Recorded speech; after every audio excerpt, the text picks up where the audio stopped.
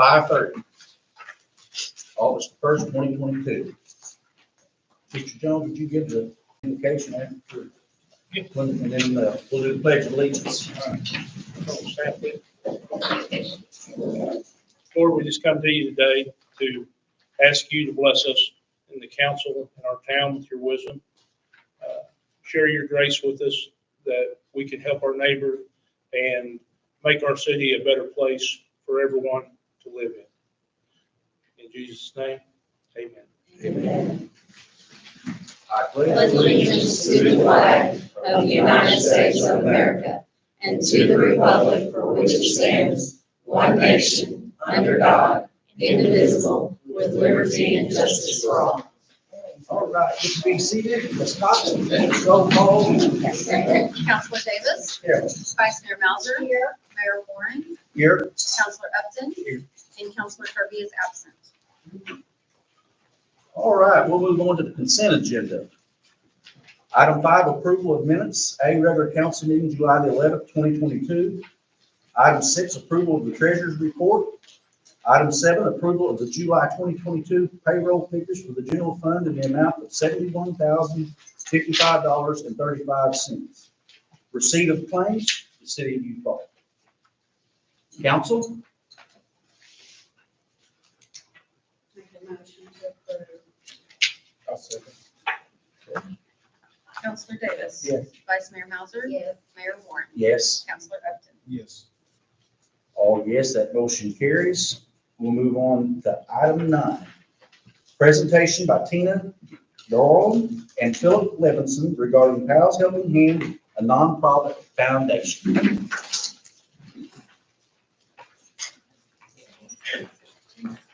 Well, hello, everybody. I am so sorry. This was a last minute thing tonight, but I did pass out my paperwork last month when we were here. I hope y'all still have it. My name is Tina Yarland. I'm sorry that my co-founder couldn't be here today.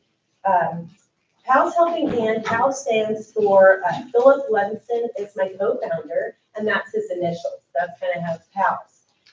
My background is being a cosmetologist, and always that's how I give back to my community throughout my whole lifetime and my different groups. So the helping hands, that's where that comes from, is because I'm always helping people with my hands. PALS was started PALS was really started to support the community. I have been doing fundraising for different things my whole life, but my main concern is my veterans, and it's always been my veterans. And I have a real big problem with foundations that have started, they get going, and then it just turns into a money issue where they just want to pile in the cash. My issue is I want to support my veterans with anything that I can possibly do. Our foundation was started to help to pay like phone bills, utility bills, house payments, car payments, supporting my seniors. I want to make a program to support the seniors. Now, what I have put together is through my veterans, and I have put together a scholarship of $5,000. I have put it out. I'd like to do one student, a second chance student, for $5,000 to really move them forward in their life.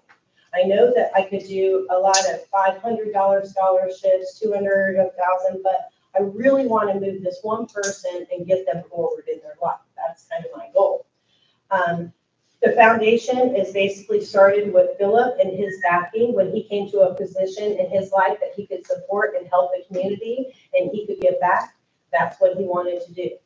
Things in my situation had came to fruition that one door closes and another one opens, and Phil said he would love for me to found this because he knows my heart. So this foundation was completely started on God's word and the heart of supporting our community. I would like help from the city, absolutely, because every dollar counts. But this foundation isn't going to be based off of grants from the state or the city. I really, really want to join our communities together. Now, I understand that I have went out. I went everywhere here in Eufaula, and now I'm branching out to Oklahoma City, Midwest City, Tulsa. I have put together a fundraiser for a golf tournament. This is my way I golf, and it's kind of the best way that I could think of for my first event that I could do to raise money for my veterans. And this one is going to do combat veterans. And I am partnered with a couple different groups. I don't want to throw out any other names, but they're the ones that, like Wounded Warriors is one, but I do have to vet my veterans and who actually really needs the help.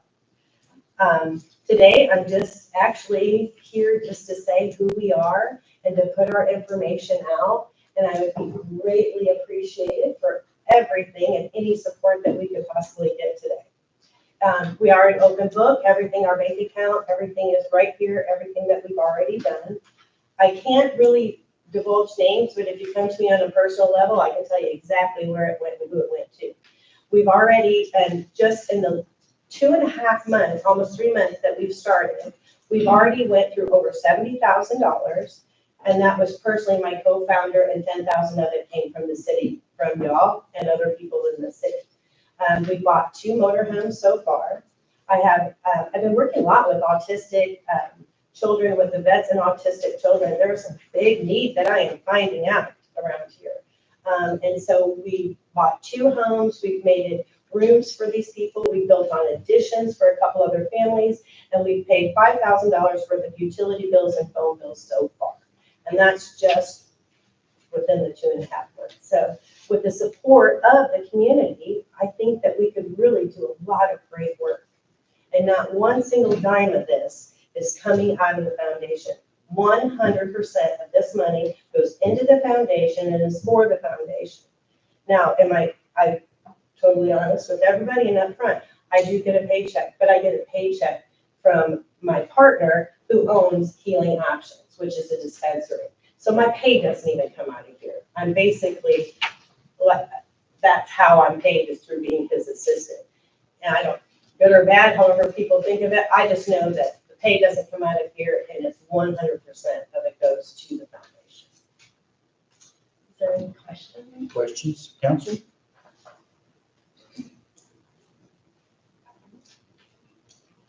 Sounds like a good deal. Thank you so much. Thank you.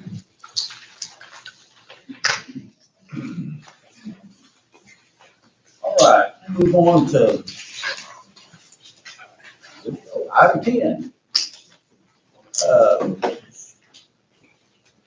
Consideration of acceptance, approval, adoption, rejection, amendment, and/or postponement of the renewal of the 5-year rodeo grounds lease agreement with Eufaula Roundup Club. First on the list is Mr. Burdine.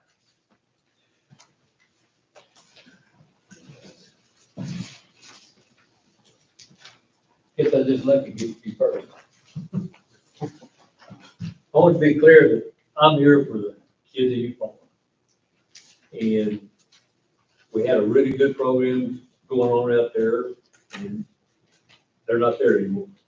Something I noticed over the weekend was, like in the Queen contest, we only had 1 Eufaula kid in the whole competition in the Queen contest. I just think that's not serving our kids very well if we can only just have 1.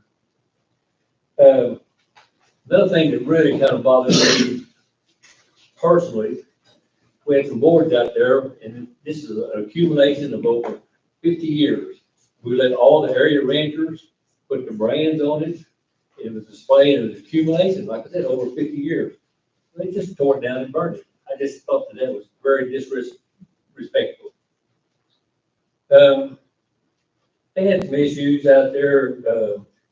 They had problems with a drone flying down the arena. There was some contestants probably got screwed a little bit and interfered with their horses and their competition. Just not run real professionally. We saw horses, I'm talking about $100,000 barrel horses that were slipping and falling down around the barrels, just neglecting to put enough water on the ground to secure the footing. I think, in my opinion, that the attendance is down about 20%. I mean, there's 4 or 5 years ago, you could go out there, and I mean, it was wall to wall, treetop tall, and 3 deep all the way around the fence. Now you can go and get to see about any section you want to. The production, as I was talking to Jeff today, the rodeo is entertainment. You got to look at it as a production.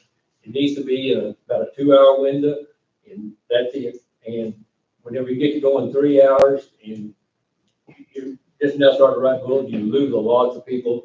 A lot of people don't come back. We had a lot of people call them Saturday and say, hey, I got up in the middle of the rodeo left, you was just dragging it. Contestants down 30%. There was a couple of events that didn't even have the minimum requirement of 5. Things like the OJ Jenkins bull riding, that was third week in August, that's gone. The summer program was, last year Denise Harjo had like 42 kids, that's gone. And you're probably gonna hear about rodeo awards. I wanna just say this about the rodeo awards. My sister is a stockholder in this association. She sits on the committee that issues the awards. If they just turn the lights on, they're gonna win awards. This rodeo has won awards probably 20 years straight, never missed. Whenever I left here in December, Mr. Moore knows that I had an appointment with the district attorney. And I went over and visited with Mr. Stidham, and in his opinion, that the city council did not have a lease that did not approve the lease that was signed by Mr. Duke. I was talking to him in terms of open meeting laws, and he said he just didn't think that met that standard. He saw my point, and he referred me to go to McAllister and visit with some attorneys down there. So I went to the site firm in the Layton law firm, and they both said, hey, we see your point, but if we take your case and we win, we're probably not going to get to work for the city anymore. So they turned it down. But I found some other guys and that was interested in looking at it and helping me along. And I had an opportunity probably to file an injunction before the rodeo this year. And it still stems back to who owns the facility, who owns the bleachers, who owns the lights, the fencing. But it was going to cost, and Todd and I talked about this about a year ago in April, about interfering with the rodeo. And I didn't want to be blamed for causing the rodeo to be stopped. But they recommended that I just take possession of the arena. And they said, if you believe that you own it, you take possession of it. And that's what we kind of intend to do. And I'm kind of visiting with Jeff about this, and this is not like a big hospital deal. This is a deal where it's going to make you make a decision on who actually owns the facility. It's not been answered for 5 years. Mr. Burdine, we're into your 5 minutes. We're into your 5 minutes. I'm through. Well, just wrap it up real quick. Okay. So anyway, that's the position that we're taking, that we're gonna, take possession of the arena, and you'll have to make some decisions. But for you to make a decision, you're gonna have to prove that you own the facility, which you don't. And if in the lease, that you don't own it, Thank you, sir. Okay. Next is Cynthia Schultz.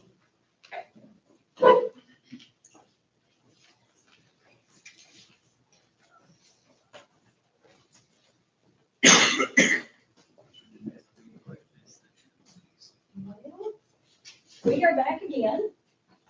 All multiple visits up here. Mr. Burdine, the summer program with the kids, the play days, when Denise Harjo run that, I was a part of that and helped with it. We do continue that on.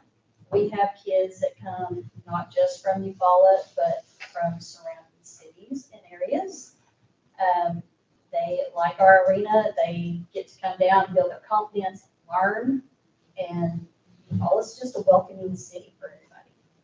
As far as the rodeo, our contestants were down, but they were down across the country. It wasn't just us. Several other rodeos were down as well. Some were even going as far as to paying contestants entry fees for the first 5 riders, just to try to get some more riders for the weekend. we didn't have to do that. We had over 30 bull riders for the weekend. Saturday night, we were very privileged to be able to honor one of our World War II veterans in front of over 1,500 people. That to me is a blessing, and that's one way we can show our veterans and our community respect. We put a lot of work and a lot of effort into making that run smoothly, and it went really, really well.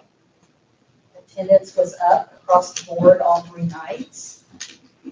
As far as the concession stand, yes, there were brands on there from ranches from over 50 years, but the wood was eaten up with termites. It was getting to be a health issue. We don't need termites in our concession stand, so we had to do something.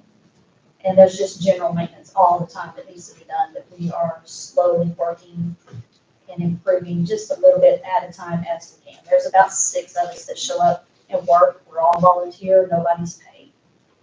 You know, the rodeo is our fundraiser, and we do, that pays our light bill, and water bill, trash bill throughout the year. That funds our improvement projects.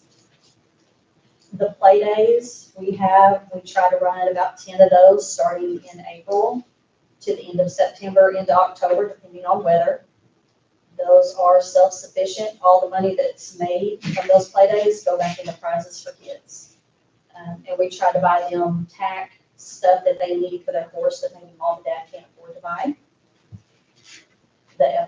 We have, last year we had the honor of hosting the Ronnie Jackson Memorial Calf Roping. And we are in talks with people that organize that and want to bring it back and make it a 2-day event this year. I can't speak for the LJ Jenkins. He moved his, he had it there, I think the last year was 2015, and then he's moved it up. I think he had it at Shkoda, and he's had it at his own personal facilities. So I can't speak for that, but I know that we put a lot of blood, sweat, and tears and hard work into keeping that property maintained, doing improvements, providing activities for the children, and pull off this rodeo. And, you know, feel blessed to be a part of that group and to be able to do that and to be a part of this community and to give back to our community in any way that we can. Thank you. All right, next is Mrs. Burdine. I was just going to, if I needed to say anything, if you needed to ask any questions, I wanted to put my card in case you needed to ask y'all something that you didn't know. Council? Pass. Randa Goddard.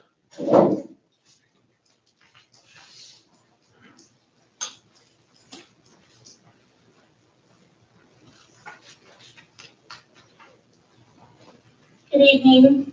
My name is Randa Goddard. I am a current board member for Eufaula Roundup Club, and I am also one of the main organizers and facilitators of the rodeo. I emailed the city a list of things and pictures. I don't know if they're in your packet or not, but I have them with me if you would care to look at them. I'm going to present you facts. I'm not here to fight with anybody. I'm not here to cause a stink. This is a list of the things we've done. This is facts and proof and evidence of how Eufaula Roundup Club is being ran and managed. So the current improvements that have happened under Eufaula Roundup Club's current board are the installation of safety railings on the spectator bleachers. We have removed a dilapidated building from the west side of the arena. I believe years ago it was an old restroom that was tin metal with the city's approval and with an approval letter. We requested the removal of the dilapidated building. I believe that building was Ms. Burdine's property from the east side of the arena with the city's approval, and Ms. Burdine did come and get her building per the city's request. Replaced the serving windows in the concession stands, took out the old screens and put in plexiglass and new screens to keep the bugs out of the concession stands. We purchased a groundhog arena for the use of the arena facility. That is not my groundhog. That is You Fall Around It Club's groundhog. It belongs to the club. We purchased and installed a brand new spring-loaded pre-vert calf chute. Same thing. That is not my calf chute. That chute belongs to the arena and to the club, or however you want to look at it. It belongs to the arena. It's welded in. It's a permanent staple. Okay. We purchased 150 tons of arena material and placed it on the arena floor. Sand and dirt clay mixture. We constructed a 45 by 50 foot bucking stock holding pen on the west side of the arena that is 5.5 foot tall. That's for bucking horses to be held during the rodeo. We did remove weather rotted materials at the east concession stand and applied a fresh coat of paint. And we applied a fresh coat of paint to the west concession stand. We also tore down and rebuilt the wobbly, shaky, can see the ground through the floor announcer stand and replaced it with a steel and concrete structure that was completely paid for and built by the current board. Things that have happened under the Fall Around It Club board. The Fall Around It Club board or rodeo has been the second best rodeo the CWRA Association for 2019 and 2020 behind Bonham, Texas. You know anything about Bonham, Texas rodeo? They pay $1,500 an event added money. It's a huge rodeo. 2021, we beat Bonham, Texas, 3-day rodeo of the year. Full intentions of doing that again this year if I can handle it. We have established the McIntosh County Horse Show back at the city of Eufaula, at the county seat where it belongs. We have grown our play days to more than double in attendance. We're hosting barrel racing jackpots, calf roping jackpots, and submitted facility improvement grants for that facility. Nobody wants to use a porta potty when it's 115 degrees outside. I'm sorry. That's one of my major pushes for that arena is bathrooms, actual bathrooms. Saturday night attendance. Car gate only. This is not contestants. This is not kids 6 and under. This is adults with paying tickets. 1,200. Saturday night, 1,500. We had 41 mutton busters Saturday night alone. 31 junior barrel racers Saturday night alone. Yes, the rodeo took 3 hours. As long as I'm involved in this, I will not turn those kids away. Those kids are what this is about. Kids quit coming, we don't have future. We had 300 plus sanctioned contestants. We donate money to multiple churches, including the snow cone stand facility that was out there, if you were out there. Church runs our concession stand for us. We donate to those youth groups every year. We donate money to the VFW every year. The drone, as soon as that incident happened, I got on my walkie and that drone was out of the air. That was not associated with the Fall Around It Club, and it is being addressed with the CWRA, and they are handling it internally. That was nothing to do with us. That was a private individual with a drone. Your 5 minutes, is that okay? And as far as the barrel horses, there are 3 loads of water with the Eufaula Fire Department tanker every night. It's a drought and it's 100 degrees outside or 80, 90 degrees. It's a rodeo. I'm sorry, it's a rodeo. Any questions?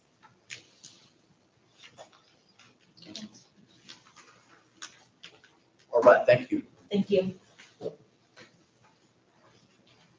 All right, council. Seems to me that we have 2 entities or more than 2 entities that are interested in leasing the road accounts.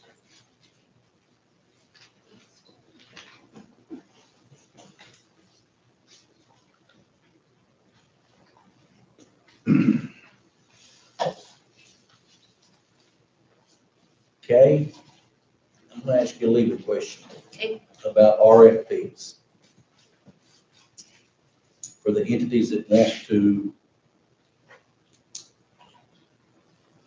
lease or make an agreement with the city. I think it would be helpful for the 5 if they had some things to study. And in order not to say that we are picking and choosing and excluding anyone, I would say let's open it for a 30-day window for proposals, and any group that would like to submit a proposal and say, we would like to contract with the city to have this lease. Then if we could get them all in by September 1, you would have 10, 11 days to study it before our regular meeting in September. And then you could have prepared questions or choose one or give everyone a chance to present a proposal. When you say a proposal, though, you don't need, like the lease amount going up, you're just talking about. Well, I would say probably that would not be a factor, that would be fairly steady with what we've had in the past. But I'm talking about offerings. How it would run, how it would operate, how many would be involved, whether or not it would be properly set up legally, whether or not they'd have their tax affairs in order, things like that would be in a proposal, I would think. So we would this would run in the newspaper You could, and we could draw up the RFP. and City Hall could, on whatever site they put notices. Okay. That's just a suggestion. Council, what's your feelings?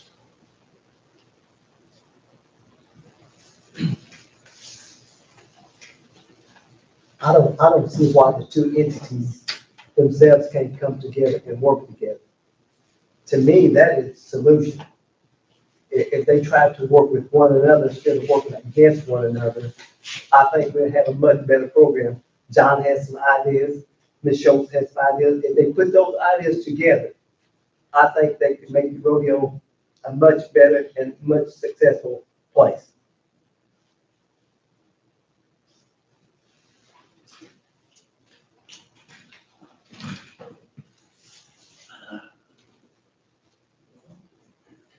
Anybody else?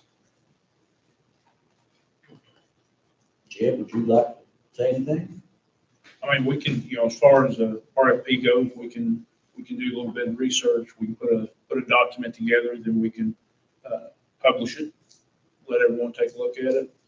I think if we were to go down that path, then we could set a September 1 date for everyone to submit what they want to submit, what their proposals are. That would give us 11 calendar days to review it prior to our September meeting and go from there. Okay, thank you, sir.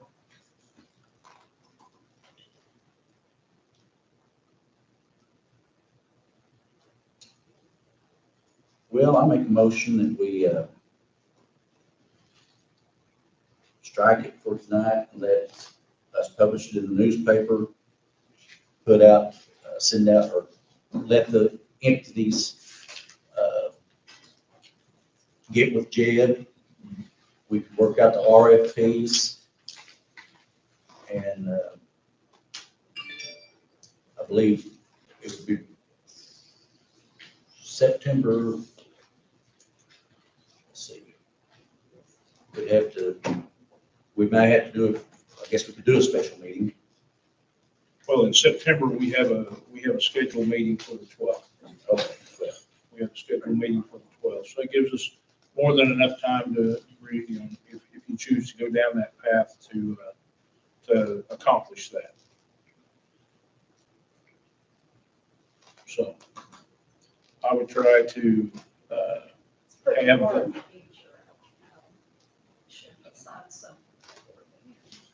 I'll try to have that RFP ready by the 15th of August. And that would give them 2 weeks to work on it. And if I can get it out sooner, I will. Okay, so.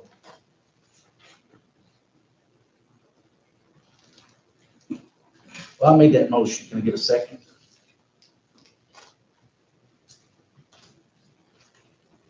I'll second. Councilor Davis, Yes. Vice Mayor Melser, Yes. Mayor Warren, Yes. and Councilor Upton. Yes. All yes, that motion carries. Remarks and inquiries by the city council. Mr. Davis. Vice Mayor. Town looked real good for whole hog. Real good. I want to thank Public Works for doing a great job. I know it's hot, getting it all done, but you made it. Thank you. Mr. Upton. I'm just glad to see so many people in town. Real happy to see that. Everybody getting together, working together, having a good time. That's what this town's all about. Bringing people in and meeting new people, showing them around. I met several new people myself. So I was glad to see it. Very proud. All right, we'll move on to item 12, announcements. Anyone?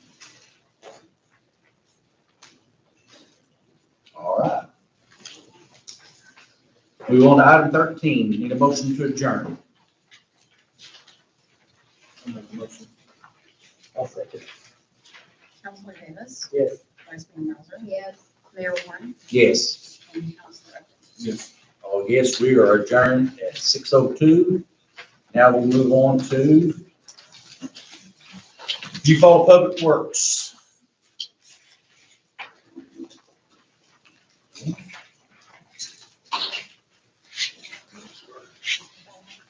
Yeah, it's on back. All right, we're gonna start at 6:03. The Default Public Works Authority. Ms. Cox?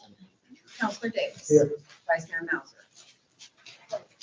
Mayor Warren, Here. Councilor Upton. Here. And Councilor Kirby is absent. Okay, we have a form. We will go on to the consent agenda. Item 2, approval of minutes. A, regular meeting, July 11th, 2022.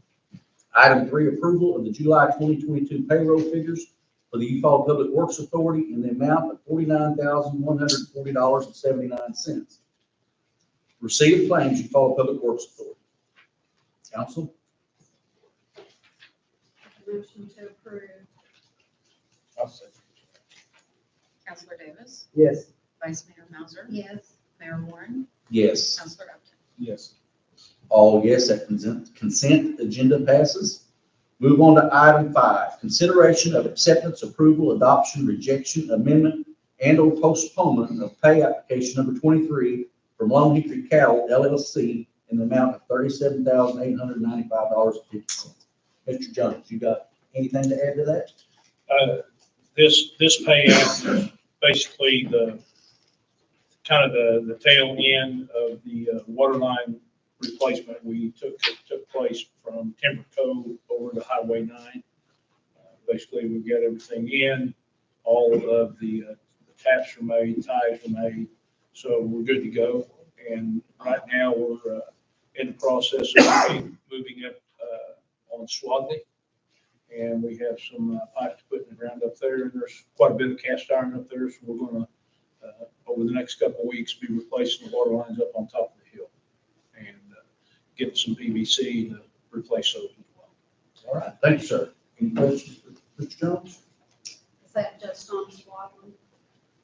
No, it will take in, we're gonna start there at the dorm, and at the driveway, we're gonna go up Swadley. We'll take care of Palmer, Lackey, Gilbert, Knight. And then once we get that done, we'll assess where we're at as far as footage, what we have left that we can put in, and then we'll work our way back back down the house and try to take in the Opelika and Lumbee and then down to Hilldale. As much as we can get done with what we have left. All right, I make a motion to approve. Item 5. I'll second. Councilor Davis, Yes. Vice Mayor Mauser, Yes. Mayor Warren, Yes. Councilor Upton. Yes. All yes, item 5 carries. Item 6, adjournment. Motion to adjourn. I'll second. Councilor Davis. Yes. Vice Mayor Mauser, Mayor Warren, Yes. Councilor Upton. Yes. All yes, we are adjourned from the Eufaula Public Works Authority at 6:06. Thank you, everyone, for coming this evening. It's always good to see a big crowd.